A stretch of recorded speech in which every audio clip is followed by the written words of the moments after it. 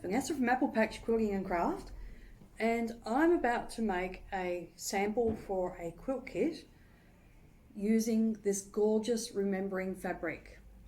So it is recognising the history of our Anzacs, and I'm going to make a fairly quick quilt. They'll be quick for you to make as well. So it'll be ready for Anzac Day in April. So I'm using this gorgeous panel, and I'm also using some beautiful poppy fabrics in 2 different colorways. Walking Soldier print, planes, battleships and tanks, and sandbags.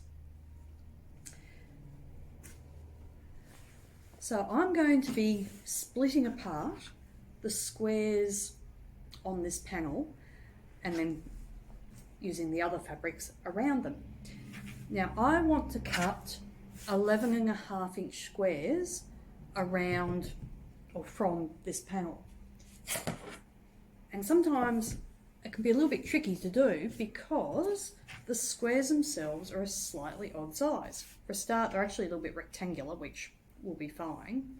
But if I measure across sort of where the border is around the panel, it doesn't actually measure a full measurement. It's about 9 and 1, 2, 3, 4, 5, 6.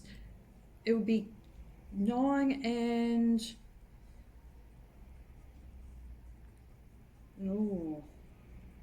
not 9 3/4, and it's not 9 and 5/8. It's sort of in between. So to cut an 11.5-inch square around that is a little bit difficult because I've got to find how much I need either side. So yeah, you can do some maths, but there's a much easier way of doing it. So I'm just going to come and move the camera a little bit closer and tilt it down.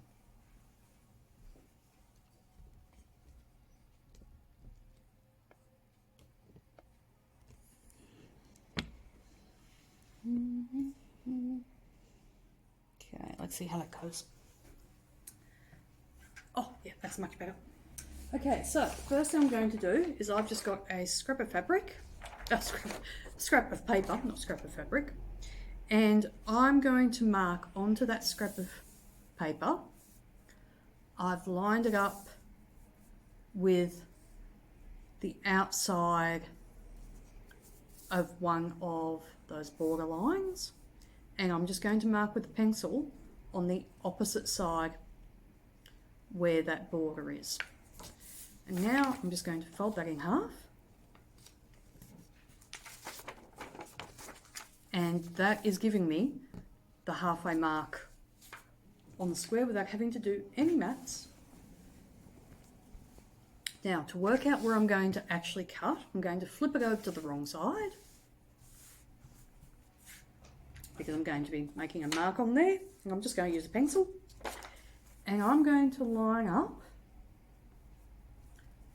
my marks on the edge of the border and my pencil mark on the edge there. And then I'm just going to transfer that halfway mark onto the fabric, top and bottom. And I would do that for all of my squares for the top and bottom. And then I know that I'm cutting 11.5-inch squares. Half of 11.5 is not too difficult a maths, is 5 3/4. So I can measure across from my center mark 5 3/4 Now, of course, I could just use my rotary cutter direct, or I can draw a pencil line so I can actually make sure everything's going to be okay. And I can do the other side as well. 5 3/4.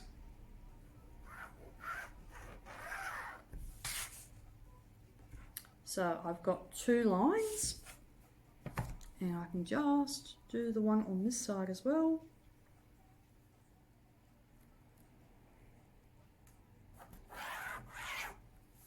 Oops, I'll just do that one so it's a bit stronger so you can see it.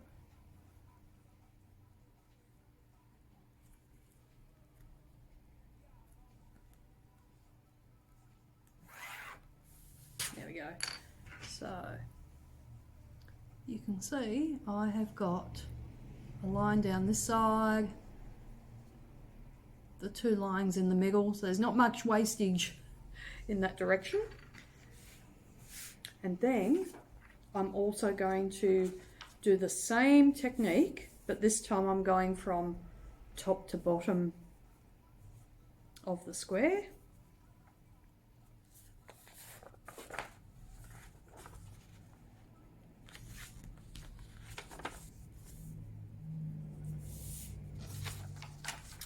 And now I can place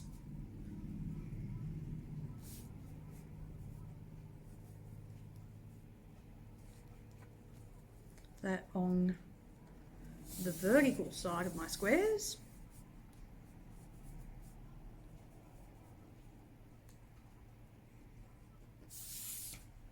And again, measure 5 3/4.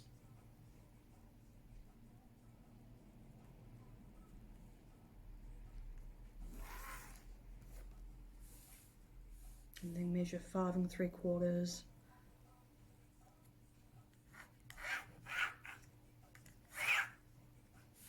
That way.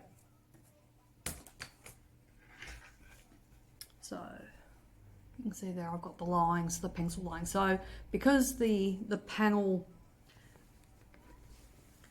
those shapes are slightly rectangular, I will actually end up with a little bit more black down either side than I will across the top, but that is fine. For my design, I want them to be square, not rectangular.